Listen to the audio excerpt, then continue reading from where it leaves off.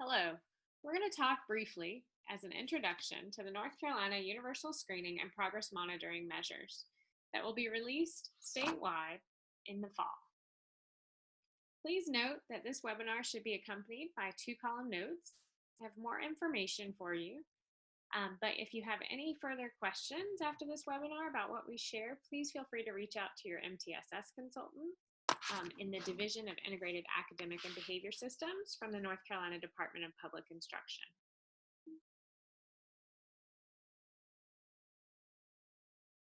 So why are we introducing these K-3 math measures? So next school year, we will introduce measures for kindergarten through 3rd grade that can be used for universal screening and progress monitoring across the state.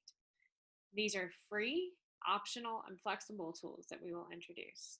The need for these, the release of these comes about due to a part of a larger project that's been begun by the North Carolina Department of Public Instruction. First, to ensure equitable access to quality universal screening and progress monitoring tools across the state, again for free and optional use. North Carolina is already committed, first through the implementation of Read to Achieve, to the importance of early identification and prevention activities that begin with valid and reliable screening tools. To expand upon this important work, the first goal is to provide similar access for the area of early mathematics in grades kindergarten through 3rd grade. Next school year, 2 types of measures will be offered for universal screening and progress monitoring purposes. The first is the North Carolina Early Numeracy Skill Indicators, NCNC, as you see here on the left. These measures are going to be appropriate for kindergarten through 3rd grade, for progress monitoring and or screening purposes at about a monthly basis for progress monitoring. They will measure skills that demonstrate number sense at the quantitative, structural, and symbolic level, and these will be individually administered. Also offered next school year will be math computation assessments appropriate for grades 1 through 3. These will be available for screening or progress monitoring up to twice monthly. And these will measure more computational efficiency, and these can be group or individually administered. So where did these measures come from? First, the North Carolina Early Numeracy Skilled Indicators were modified from measures originally developed by Dr. Scott Metheny and Burlington Public Schools in Burlington, Massachusetts. This work in Burlington was led by Ms. Carrie Fortunato. Research conducted previous to our adoption across the nation was to validate for use as universal screening and progress monitoring tools. And the North Carolina team assessed them this last school year for usability through a project conducted in the winter and spring of 2017 across 5 schools in Asheville City and Nash Rocky Mount.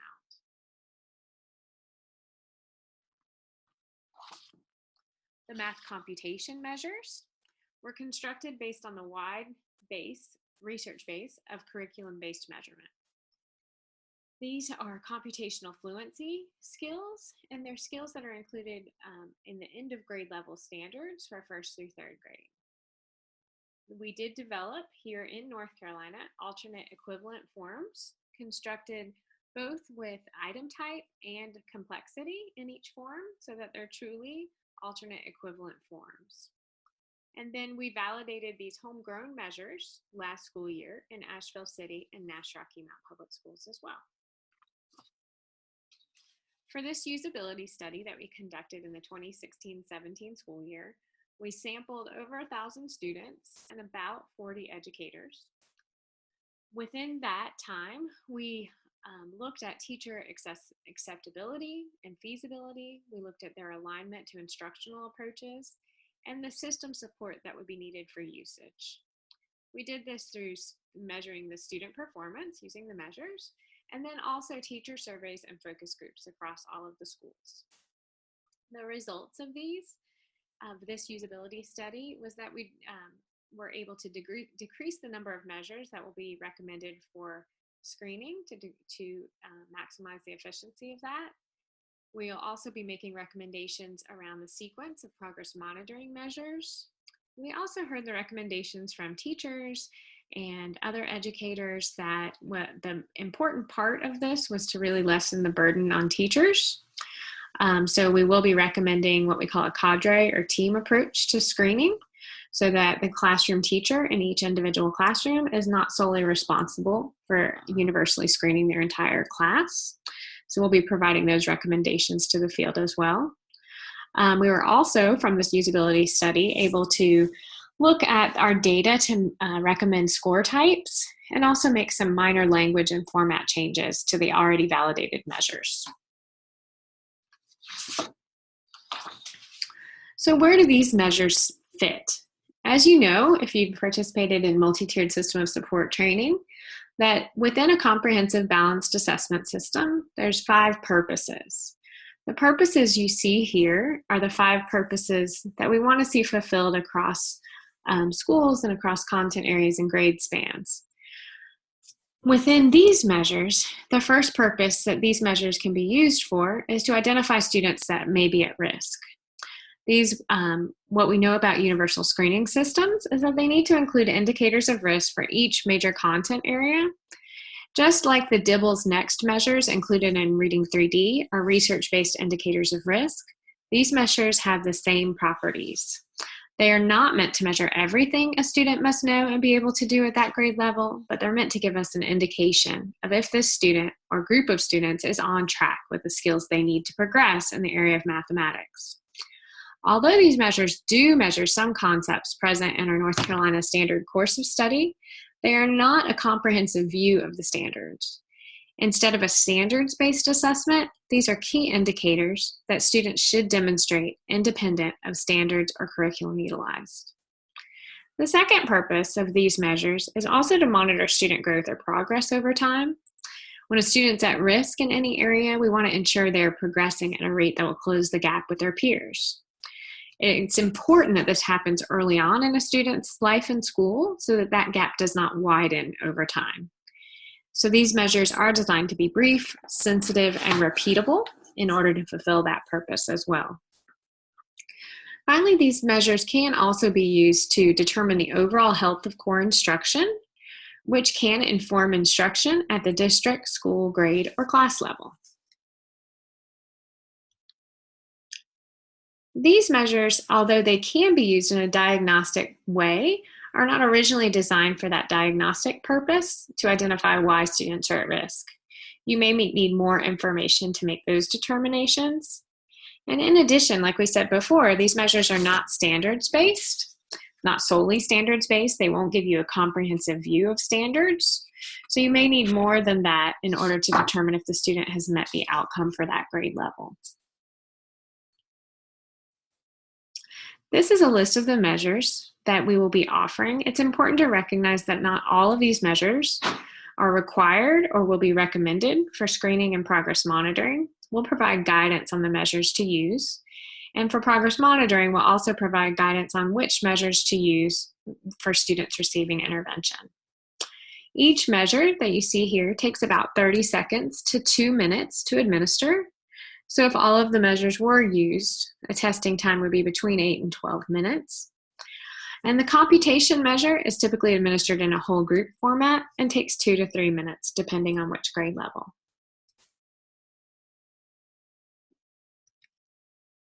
Here's an example of one of the kindergarten NC measures. In this subtest, the student's shown a page similar to this, and they're asked to point to the number that tells how many numbers there are, or point to the number that tells how many dots there are. This is an example of a first grade subtest. In this subtest, students are given 10 frames and asked to choose a numeral.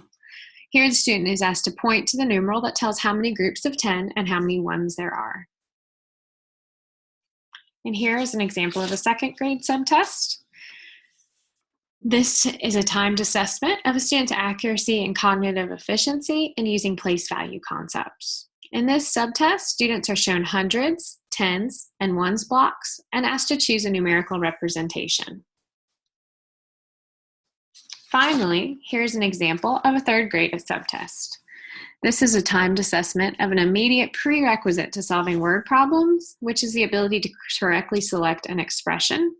that models the story problem given to the student visually. And here is an example, a sample of the first grade math computation measures. The North Carolina team has constructed these for use in universal screening and/or progress monitoring at grades 1st through 3rd. Students are given 2 to 3 minutes to complete as many items as they can correctly. It's important to note that there are many more problems than most students can complete within the allotted time on each alternate form. This is an important aspect of a curriculum-based measure. It allows sensitivity to growth at all levels of student skill. In other words, most students will not show mastery on this measure, but growth over the course of the school year. Let's look quickly at a video administration of one of the 2nd grade subtests.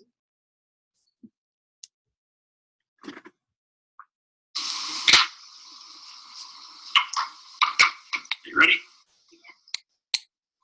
Here are hundreds, tens, and ones. Point to the one that tells how many. Correct. 64. Correct. 4 groups of 100, 6 groups of 10, and 4 ones is equal to 464. Point to the expanded form that tells how many. This one. Correct.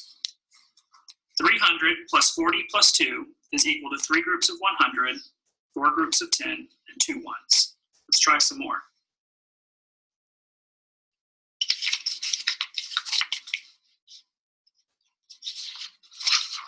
Point to the one that tells how many. 111. Point to the one that tells how many. That one I know because there's 4. Okay. Point to the one that tells how many.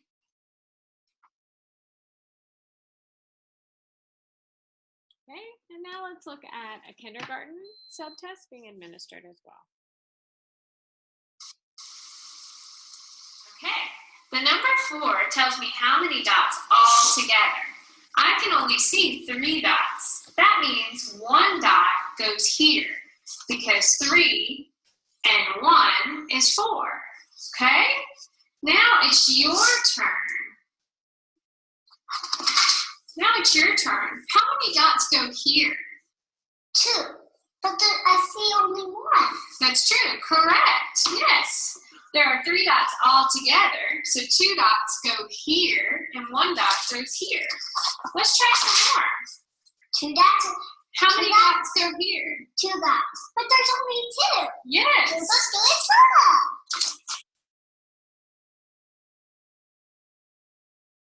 Okay. So now that you've seen a short snippets of a couple of subtests being administered, we'll talk just a little bit about the score types that will be available. So for the North Carolina Early Numeracy Screening Indicators, you'll understand that you'll receive total correct on these measures and a permanent rate. Generally, acquisition precedes fluency on tasks, so that we will look at an indicator of accuracy as well as fluency with that concept. Computation will give you a score of digits correct. At this point, it's important to note that next year, schools and districts that adopt NCNC and the computation measures will not have statewide norms available to them. We will be collecting that statewide norming data next school year.